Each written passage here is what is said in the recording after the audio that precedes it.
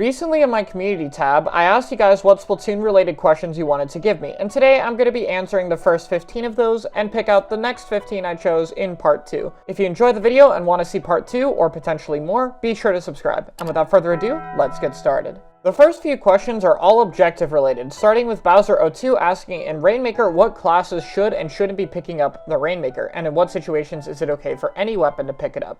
In general, backline weapons are the best to grab Rainmaker, and that's for the simple reason that they don't contribute as much on offense.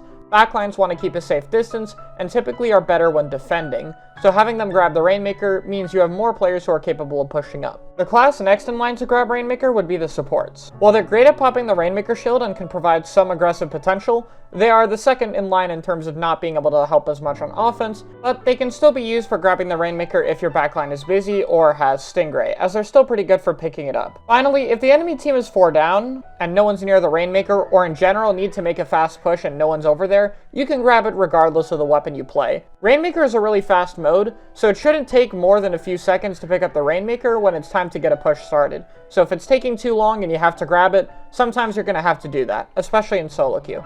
Next up, ENW asks, in what situations should a support ride the tower and in which should the backline ride? Well, basically it can be either, but it might just depend on your playstyle. So a zap could be really useful for pushing up in more aggressive maps, but for some more distance maps where the charger can hold an angle and keep people away from the tower, it could be better for the charger to not ride instead. Same for any other backline with splatling angles or even X-Blow in some situations, even though that weapon's not great on tower. So it kind of just depends on the map and what plan you have. If your team wants to play really aggressively and push up super far with specials, I'd recommend the backline riding.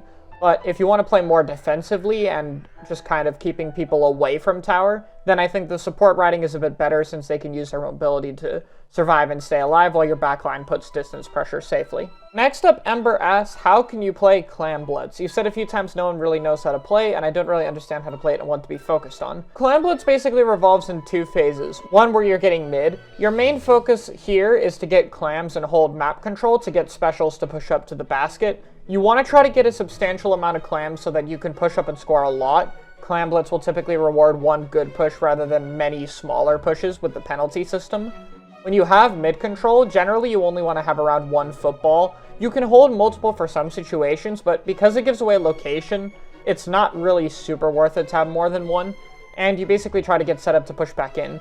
If you're defending the basket, you mostly just want to focus on clearing it without feeding to keep the push from going. It's really good to just wait, try to get picks with bombs or push people away from basket and slowly set up. On pushes yourself, you generally want to have someone whose job it is to recall clams to keep the basket open. It only takes around 3 clams to reset pretty much the majority of the basket timer, so even just scoring a little bit can keep it open and keep the push going. Basically, Clam Blitz is kind of like a weird zones. Hold mid, get clams, set up for a push. When you have a push, have someone recall to get clams. When you're defending, don't feed. Next up is from Lunatic with a bit of a weapon-specific question which talks about custom E-Leader versus vanilla E-Leader on Rainmaker. And well, neither of the E-Leaders are that great on Rainmaker. Custom E-Leader's kit struggles mostly because Leader can't really control bubbles whatsoever. Beacons are fine with it, but not great. The special just has no synergy with it. But in general, for Rainmaker, you want weapons that have a good DPS, damage per second, for helping popping the Rainmaker shield. Generally a pretty reliable and fast kill time for killing the Rainmaker user. And being able to be aggressive or have a bomb for the shield is also really helpful. And that's generally why my real advice is going to be that E-Leader isn't that great in Rainmaker anyway. Obviously, if you like the weapon or you're just playing for fun, you can still use it. But something like the Ray Charger would be a bit better, as it has a bomb for the Rainmaker shield and a special that can help it. But in general, Rainmaker really favors aggressive, fast, high damage per second shooters. It is probably the most strict meta, but it's also just pretty fun with how unique it is. Next up, the Simic Combined says, is there a better way to protect the objective? Honestly, a lot of people underestimate how powerful sharking near the objective with the Slayer is. The Rainmaker or tower is such a prime target that people will blitz whoever's on it blindly and just ignore people near it. So sometimes it is just baiting the objective itself and taking advantage of people's bad habits to push it blindly. Other times it can just be painting around corners. Typically people are going to shark under ledges. It's super common since it's one of the easiest spots to ambush people and a bit more inconvenient to paint over. So it's mostly just being aware of enemy map control and sometimes just being around the objective to be able to cover it, expecting that it is a big target and taking advantage of that for your play. Lastly, we have Arjun, who just asks, what is your favorite ranked mode?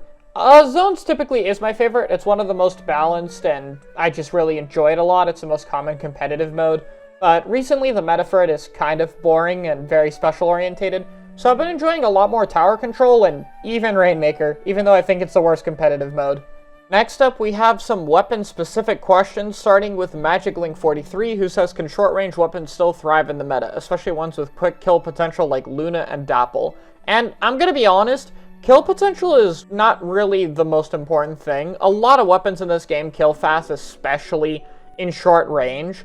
The main thing that matters is more the versatility for a lot of these weapons. So for example, Luna doesn't have super good painting capability, where you compare to something like a Splash, which absolutely does, or Luna lacks in mobility, but something like Carbon has a kill time and can move really fast. So I'd say it's more, can a weapon paint and have other strengths, that kind of thing. So more versatile option short range is what matters more than just having a cool kill time. Splatoon asks, do you believe every weapon should have a place in the meta? Honestly, no. I think most people look at the big hitbox weapons as big culprits, but they're not really the big problems.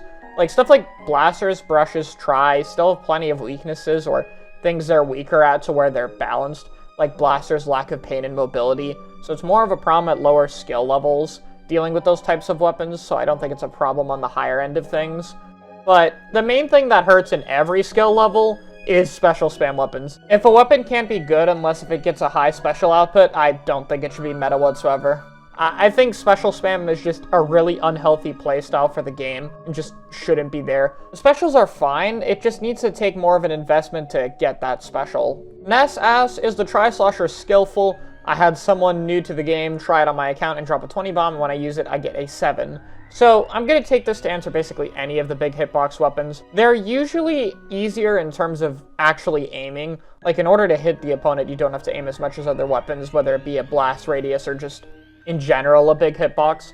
But these weapons often suffer in other areas. So for Tri-Slosher, for example, shooting a slosh is much more of an investment in terms of the time it takes compared to just shooting one shooter shot. You can basically immediately swim away after shooting a single time on a shooter, and sloshers and blasters don't really have that. So it's stuff like that. Octobrush, for example, has a weaker kill time than most things at its range in exchange for the hitbox. Blasters have less paint and a very hard reliance on a direct if you're not spacing properly. So yes, these weapons are easier to aim with in general, but they're not skill-less. They just have other aspects that are harder for them. Rubber Chicken's Foot says, if chargers were to have the charge holding mechanic removed from all of them except GoodTuber, would GoodTuber be viable, and would that be a welcome change? First of all, I'm going to say that this isn't a good way to balance in general. You never want to take away options from anything to that significant of a degree unless it's absolutely necessary, because you're just making the weapon or the weapon class feel significantly less fun for a majority of players. Nerfs have to be targeted at specifically what exactly is broken. And GoodTuber is not really that bad. The main problem is just that it's very comparable to Squiffer, and Squiffer just happens to have the better kits and an overall better gimmick, i.e. charging full speed in the air is more useful than holding your charge for a few more seconds and coming out of it faster. So would it change a lot for GoodTuber? Yeah, but it would basically just ruin the other 3 chargers with the charge hold and make them feel way worse, and that creates a bunch more problems. In reality, the good way around this is to not make a charger that's entirely designed around a gimmick, and to just give that buff to Squiffer. Exa asks, how do you decide which weapons to learn to use? So first, there's generally 4 roles in the game. You have your support weapons that are generally getting a team-based special and paint the map a lot. You have midliners that put pressure from a safe distance, backliners who stay way far back, kind of control the map, that kind of thing, and frontliners, your basic short-range Slayer type weapons.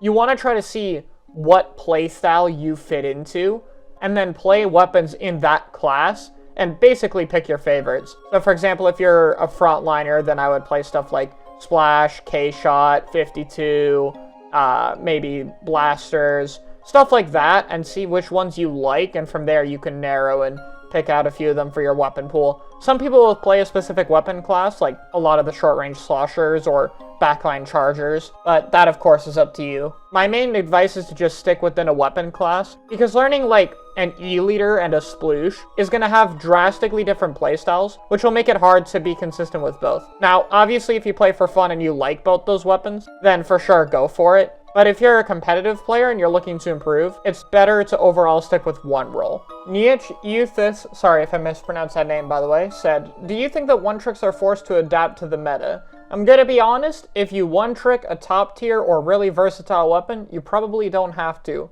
But if you one-trick a mid-tier or lower, you probably will. I think that's been the case with every meta, and I think it's the case with this one. So it really just depends what you play. Rizmal asks, what would you say in your opinion is the best weapon of every role? Frontliner, Neo Splash, midliner, if we're talking about paint support, I guess H3D or NZAP 85, I go back and forth with those.